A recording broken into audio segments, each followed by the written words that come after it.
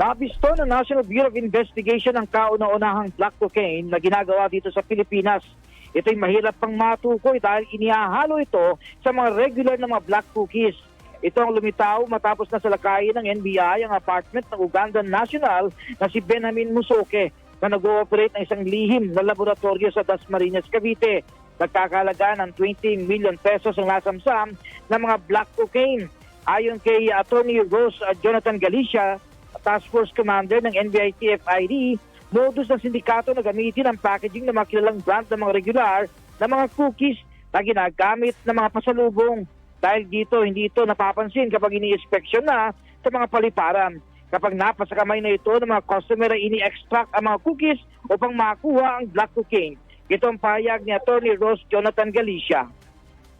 Yun yung ginagamit nila to package the illegal drugs. First, they will concoct the drugs into something like a biscuits or a candy bar, wherein the drugs are embedded sa chocolate.